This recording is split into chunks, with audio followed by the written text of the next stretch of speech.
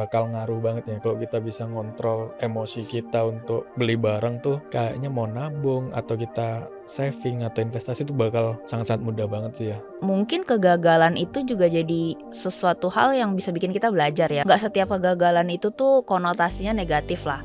Maksudnya pasti ada yang bisa kita petik, ada yang bisa nge-shape kita jadi the better version of us gitu sih, gue setuju. Oke, halo guys, balik lagi bareng kita, gue Tasya. Dan gua Kidil. Hari ini kita mau bahas soal edukasi keuangan ya, Boleh Kidil. banget tuh, boleh. Gue tuh kayak merasa deh kayaknya waktu kita sekolah dulu kita tuh sebenarnya nggak terlalu terekspos ya sama edukasi soal keuangan itu sendiri. Kayaknya kalau kita look back malah pas sekolah kita lebih kayak pelajarin soal kimia atau tabel periodik gitu kan, rumus Pitagoras, rumus logaritma segala macem.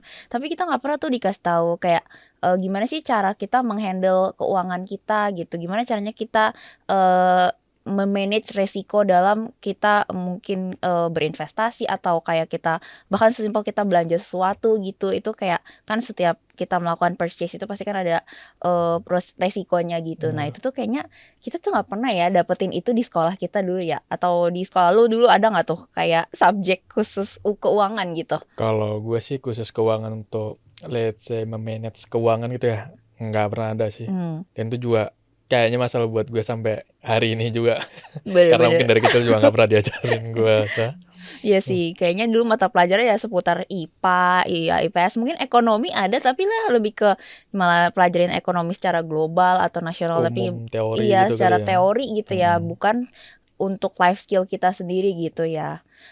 Tapi menurut lo sendiri apa ada pengaruh nggak sih dari kita kurangnya mungkin edukasi soal ekonomi dari masa kecil ke kita sekarang tuh ada nggak ya pengaruhnya gitu? Wah, banyak banget sih itu ya saya. Bisa gue bilang kayak gue juga nih ya. Dalam artian gue pun kurang dalam mendapat edukasi ekonomi secara mengatur finansial gitu ya. Gue cukup kesusahan untuk bisa menghitung atau cara memanage keuangan gue hingga umur gue 25-an tuh. Masih susah gue untuk ngatur keuangan gue, entah untuk spending yang gue lakuin, dalam artian tuh kayak pendapatan gue sama spending gue tuh kadang berantakan gitu. Pernah ada di satu sisi tuh yang benar-benar kayak hemat survival banget gitu. Terus pernah juga yang malah ngepres. Kalau lu pernah lu lihat nonton di sosial media tuh kayak ada orang kayak ngitung pakai kalkulator, terus kayak ujungnya malah minus. Jadi kayak wah bener-bener kacau banget sih. Cash flow-nya itu parah banget ya. Bukannya ada sisa malah kita harus nambah gitu kan. Tapi emang ngaruh banget sih ya. Kalau misalnya kita dari kecil tuh nggak dikasih edukasi ya, untuk seputar keuangan tuh. Kalau lu Iya sendiri sih. pas kecil diedukasi soal memanage keuangan nggak sih? Jujur gue sendiri juga enggak ya, kayak lebih kalau gue dulu apalagi gue anak cewek, mungkin gue diajarinnya lebih kayak gimana cara gue ngeprotek diri gue sebagai perempuan sih. Tapi kalau untuk edukasi secara maksudnya kayak gimana cara nanti lu gede lu handle keuangan lu tuh gimana, itu nggak pernah sih. Padahal memang bener ya, kayak itu sangat amat berpengaruh sih buat kita di kehidupan dewasa ini in this economy ya. Kayak kita tuh jadi harus ibarat nyemplung dulu, belajar sendiri gitu loh, dari pengalaman gitu ya? Iya, dari learning by doing, bener. Jadi kayak kalau mungkin bahkan kita harus kena tamparan finansial dulu baru kita belajar gitu, karena ya nggak gimana, kita nggak punya edukasi itu, kita nggak punya dasarnya. Jadi mau nggak mau ya udah jalanin. Mungkin jadinya ya cash flow kita awal mungkin waktu dulu masih belajar ya kayak cerita tadi ya, masih berantakan cash flow-nya. Terus bahkan sesimpel mungkin manajemen utang itu sendiri ya walaupun mungkin kita ngutang juga bukan kayak sampai investor gede utang berapa banyak, tapi kan tetap aja ya, dengan kita sampai di titik kita berhutang itu kan berarti kita cash flow-nya nih masih kurang oke gitu. Menurut gue itu sih jadinya ada pengaruh lah ya edukasi terkait keuangan di masa kecil sama kita sekarang ini gitu. Tapi emang kalau misalnya lu bilang utang tuh berarti secara perhitungan seharusnya itu malah di luar pendapatan kita ya umumnya ya. Jadi kita harus loan atau ngutang untuk nambah bener. itu. Tapi Jadi ekstra. di titik kayak gitu tuh, lu pernah gak sih kayak, pasti kita kayaknya pernah ya kayak gagal dalam menghitung keuangan gitu. Kayak misalnya lu sadar nih, lu bisa ngehindarin kesalahan lu gitu. Pokoknya kayak harusnya gue nggak perlu ngutang nih, karena gue nggak perlu spending banyak, tapi tetap gue lakuin gitu. Lu pernah di poin kayak gitu nggak sih? Nah, untungnya kalau untuk masalah kayak, berhutang itu, gua, belum pernah gitu. Maksudnya kalau gue sih belajarnya lebih kayak, invest justru. Mm-mm. Jadi, kalau nabung dari kecil itu gue suka banget nabung gitu. Sampai di titik, tabungan gue udah ada di certain point gitu, terus gue ngerasa kayaknya nih uang ini kalau misalnya gue puter, bisa nih kerja nih uang buat gue gitu kan. Jadi gue akhirnya mulai, waktu pertama kali invest itu di, kuliah, terus habis itu gue pikir tapi biasalah ya anak, kuliah masih masih labil, jadi ngerasa kayak, cari apa yang kira-kira return-nya tuh cepat gitu. Tapi itu udah mungkin mungkin beberapa orang belajar, dari dia mungkin berhutang, kalau gue belajarnya dari itu tuh, dari cara gue berinvestasi gue lebih berhati-hati gitu, cara gue me-manage uang, manajemen resiko gue gitu. Mungkin di situ kali ya. Nah, apakah itu ada pengaruhnya dari gua lack of education tentang financial itu pas kecil? Mungkin ada pengaruhnya, karena kan pas kecil itu kita nggak pernah dikasih, gua nggak pernah dikasih tahu kayak, "Lu nanti, hati-hati ya kalau investasi," gitu kan. Kayaknya gua nggak pernah sih dengar itu, sampai gue kuliah pun nggak pernah diajarin kayak, "Hati-hati ya investasi, jangan asal ya, lihat yang bener," nggak ada sih. Paling lebih kayak, "Hati-hati ya kalau diajak orang pergi kemana nggak kenal jangan dipercaya," gitu-gitu sih paling. Ya itulah, ya ada pengaruhnya sih buat, kita gitu dalam, me-manage keuangan kita sekarang. Iya sih ya, tapi emang setiap orang pasti punya apa ya, beda-beda lah untuk melakukan trial error dalam memperbaiki finansialnya dia, cara spendingnya atau gimana, pasti punya ya beban masing-masing lah gitu. Jadi kayak ya nggak ada yang salah ya, selama kita mau ya memperbaikinya tuh sih. Iya benar-benar. Nah gue punya pertanyaan nih buat lo. Apa tuh? Kalau menurut lo tuh, apa sih konsep dasar yang harus diajarin seseorang ke remaja deh, dalam mengelola keuangan itu? Kayak menurut lo apa aja sih yang penting gitu? Menurut gue cara dari remaja nih ya, Iya misalnya dia masih remaja nih, SMA gitu, lu mau ngajarin ngelola. anak lu nih, anak lu SMA gitu. Kayaknya sih kalau kalau mau naif ya, kata gue sih cara yang diajarin tuh paling cara ngatur emosi atau nafsu untuk beli barangnya sih ya. Soalnya itu benar-benar kayak bakal ngaruh banget ya kalau kita bisa ngontrol emosi kita untuk beli barang tuh, kayaknya mau nabung atau kita saving atau investasi tuh bakal sangat-sangat mudah banget sih ya. Tapi kan Iya. masalah itu paling susah ya Betul betul. untuk ngelakuin itu ya. Tapi mungkin kalau paling mudah untuk disarankan mungkin mulai meminimalisir barang yang harus dibeli sih. Kayak Benar-benar. lu punya uang 100.000 ya udah lu pakai 40.000, 50.000. Kayaknya ada titik batasan maksimal uang yang bisa lu Benar-benar. pakai dari seluruh keuangan. Mungkin saran gue kayak gitu sih. Hmm. Kalau lu gimana aja? Gue setuju sih sama itu. Intinya kayak kita, act sesuai kapasitas kita gitu ya. Maksudnya bukan berarti karena lu punya 100.000 jadi lu spending 100.000 Nah, juga gitu kan. Itu penting banget sih. Menurut gue remaja tuh wajib banget tahu itu, mengeluarkan sesuatu sesuai kapasitas dia. Terus menurut gue juga penting banget, karena gue dari kecil kebiasaan nabung, penting banget punya dana darurat. Karena menurut gue kalau sebisa mungkin gue itu nggak mau nyusahin orang lain. Jadi lebih baik gue, nabung, terus habis itu ya once gue lagi, ada perlu apa, kenapa-napa, ya udah gue pakai uang tabungan gue itu. Ya lebih bagus lagi kalau bisa dipecah gitu ya, uang tabungan ada, dana darurat ada. Jadi menurut gue dana darurat itu tuh penting banget lah gitu. Terus ya paling itu sih ya, untuk paling simpel untuk kita ajarin ke anak-anak yang masih belajar lah ya, masih remaja gitu. Oh iya, berarti dengan begitu orang-orang ya remaja lah ya, nggak harus orang-orang ya. Soalnya kayaknya orang-orang terlalu general banget ya. Kalau remaja kayaknya masih ya terlalu naif lah ya.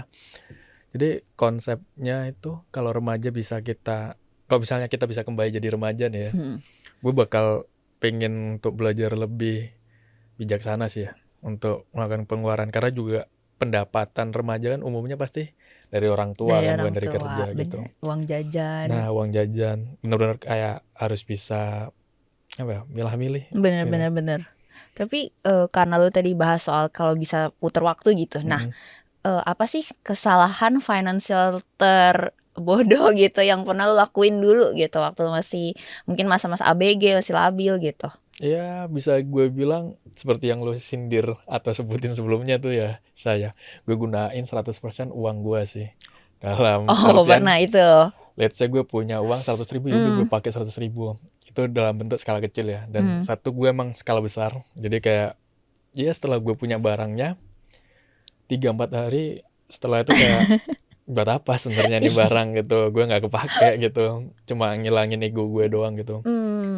Nah di situ sih yang benar-benar kayak kalau bisa diputar balik, gue pengen itu sih. Mungkin saran gue untuk teman-teman kita atau kita juga, untuk sebelum kita beli barang yang sekiranya nggak penting dan butuh-butuh banget gitu, butuh waktu mungkin 2 hari, kita tahan untuk beneran pengen dibeli apa enggak sih. Soalnya ya terlepas harganya juga nggak murah mungkin, tapi kalau harganya masih murah ya udahlah. Mungkin paling gampang tuh selama lu harganya tuh uang yang lu milikin itu ada 10 kali dari harga yang lu beli, kayaknya fans sih lu asal beli itu. Intinya lu purchase sesuatu itu sesuai ya kapasitas lu, mungkin bukan yang 100% dipakai, let's say 10%-nya gitu ya. Jadi seenggaknya masih aman tuh kan. Iya. Kalau misalnya pun lu ngerasa buang-buang, jadi kayak ya nggak rugi-rugi banget lah. Iya benar. Tapi gue penasaran deh, kenapa waktu lu dulu itu ngelakuin hal itu gitu, kayak lu punya cepet terus lu belanja ini semuanya gitu. Apa sih yang ada di pikiran lu saat itu? Apa yang ngedorong lu buat ngelakuin itu? Apa karena mungkin lu FOMO gitu kan, atau apa karena lu mungkin kayak ada gengsi yang mau lu beli gitu? Kalau gue sih ya nggak FOMO, mungkin nggak semua barang yang gue beli itu ikut-ikutan ya. Tapi kalau gengsi mungkin bagian dari itu juga ya. Mungkin dalam artian, wah gue pengen beli barang ini. Sebenarnya ada barang yang lebih murah, tapi gue tetap pilih barang yang lebih mahal karena kepinginan gue gitu ya. Mungkin karena ada pride dan gengsi itu sendiri sih. Pasti lu pernah ngerasa gak sih kayak, barang let's say kayak sepatu lah, sepatu ini lebih murah, padahal fungsinya sama kan sama sepatu yang lebih mahal. Padahal di rumah rak sepatu penuh gitu ya. Tapi lu tetap beli yang lebih mahal tuh, padahal ya sebenarnya sama aja fungsinya kan, sama, nggak bener. ngerubah apa-apa, cuma emang pride-nya sih emang Pride gengsi, nggak ya, bisa bohong kan. iya bener sih, gue setuju lah. Pasti ada masa dimana kita kayak pengen deh, mungkin bukan FOMO tapi lebih kayak kayaknya nih gue pakai ini nih bikin gue kelihatan keren nih, orang mungkin akan kayak takjub gitu. Mungkin ya kita bisa bilang itu beli gengsi lah ya gitu. Terus apa ya, mungkin gue punya pertanyaan lagi masih terkait dengan cerita lama lo ini gitu. Kalau misalnya lo bisa balik waktu gitu ya, apa sih yang pengen lu ubah gitu, lu lakuin gitu di masa-masa lu masih ABG, masih remaja labil gitu, kayak apa yang pengen lu ubah? Mindset sih. Mindset gue dalam artian, gue pengen nabungnya tuh lebih bijaksana aja sih ya. Dalam artian, ketika punya uang berlebih tuh nggak harus dihabiskan semuanya gitu.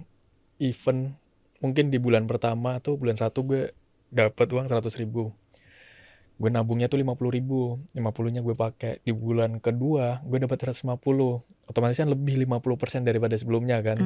Bukan berarti 50% kelebihannya itu gue pakai untuk hal lain. Akan lebih bijaksana, tetap gue masukin ke tabungan dan gue tetap spending di 50. Kayak di situ sih poin yang paling penting mindset gue.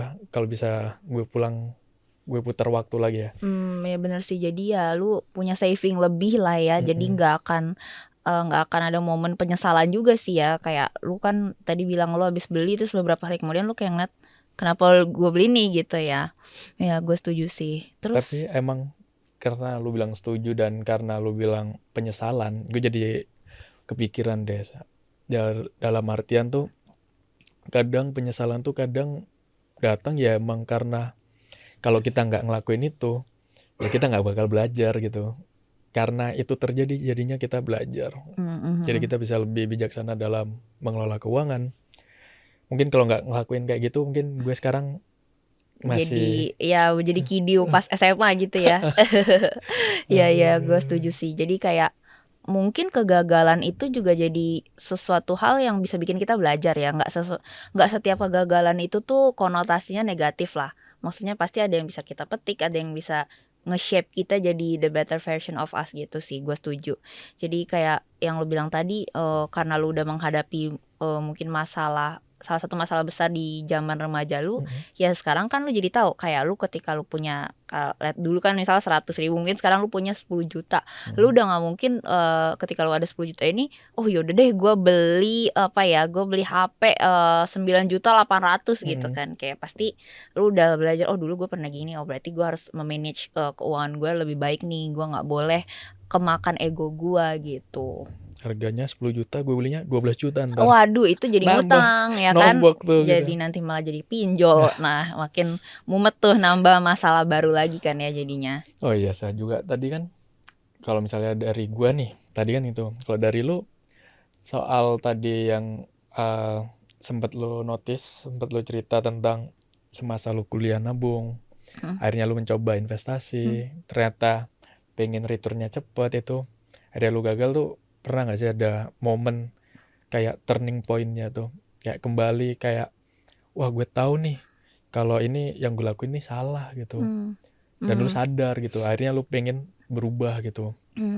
Ada sih, ada banget, karena waktu kebetulan menurut gue ya, waktu itu gue invest tuh angkanya lumayan, dan yang gue pelajari adalah jangan kemakan cerita orang, jangan kemakan cerita sukses orang semata-mata karena kayak lu naro 100.000 bisa balik 500.000 gitu, tapi lu nggak cari tahu nih apa sih lu tuh sebenarnya lagi berinvestasi di apa sih gitu, asal ngikut-ngikut aja. Jadi kan kayak bikin lu tuh cuman kemakan cerita sukses, tapi ternyata manajemen resiko lo tuh kurang banget. Nah itu gue jadi belajar banget, bener-bener belajar dari situ ke depannya. Untuk kalau gue mau investasi sesuatu tuh gue cari tahu dengan detail apa sih yang gue lagi beli gitu, karena kan kalau lu berinvestasi secara nggak langsung kan lu punya sebagian kecil dari suatu hal itu, jadi sebenarnya lu tuh salah satu pemiliknya juga kan. Let's say kalau lu misalnya nih lu beli saham perusahaan A, sebenarnya kan secara nggak langsung lu tuh juga memiliki si perusahaan itu sendiri. Nah gue tuh harus tahu kayak apa sih perusahaan ini tuh, apa sih dia jualan apa sih, atau dia bergerak di bidang apa gitu misalnya. Jadi gue bener-bener lebih detail lagi sih ya dalam memilih instrumen, memilih bidang-bidang yang gue pilih. Gue coba investasi ke forex.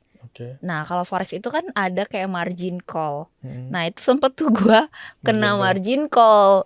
Nah itu gue shock banget. Ini lucu banget karena waktu itu gue lagi makan, gue ingat banget gue lagi makan di warung gitu, kayak tenda gitu. Itu waktu gue lagi baru duduk kan, gue lihat tuh dia turun sedikit lah gitu. Terus pas gue udah nyendok ke berapa, gue iseng lihat lagi, udah hilang semua uang yang gue invest karena tiba-tiba jatuh langsung twing gitu, hilang kan, udah margin kan kalau forex kan gitu. Gue langsung kayak hati gue, mulut gue ngunyah tahu telur, tapi kayak hati gue kayak hilang gitu. Berat banget buat nelen. Lu mesen es teh manis kayaknya masih pahit itu. Masih pahit banget, mau gulanya 15 sendok juga tetap pahit sih itu. Ya cuman itu sih, jadi gue kayak belajar, berarti instrumen ini nih ya oke, mungkin dia bisa kasih high return, tapi risknya high banget juga gitu. Makanya kenapa ya semakin dewasa jadi semakin belajar lah untuk tahu, untuk milah yang mana instrumen yang paling oke untuk gue invest gitu. Wah itu bener berbagi cerita banget sih lo ya sama gue tuh. Gue kayak baru tahu nih poin yang di sini. Kalau dari lu sendiri, apa yang bisa kita bagi untuk teman-teman kita nih dari episode kali ini gitu? Bener ya. Mungkin kalau gue lebih kayak jangan kita stop lah ngelawan uang gitu. Daripada kita melawan uang, lebih baik kita berteman dengan si uang, dan malah kalau bisa kita mempekerjakan uang itu gitu sih kalau dari gue. Kalau dari lu sendiri gimana? Kalau misalnya lu bilang mempekerjakan si uang, pengen rasanya gue punya anak, gue kasih nama uang waduh, biar gue suruh dia kerja tuh. Nggak gitu konteksnya ya. Tapi dari gue sendiri ya lebih baik kayaknya untuk bisa belajar itu akan lebih baik kalau misalnya kita nggak dari orang lain gitu. Kita emang jalanin, kita hadapin, jadi kita tahu harus gimana ketika masalah itu bakal datang lagi. kita tahu jalannya guys, Kita tahu gimana. gimana cara menghadapinya Benar gitu ya. banget tuh. Oke, mantap banget untuk pembahasan kali ini. Mungkin kita sampai sini dulu ya, Benar, Kidew ya. boleh Kalau Tasya. teman-teman misalnya ada ide mungkin next konten kita mau bahas apa ya, Atau mau berbagi cerita bisa di konten, ya di komen bagi ya. cerita di komen boleh banget ya. Oke, kalau gitu sampai sini dulu teman-teman. See you on the next podcast. Bye Bye. bye.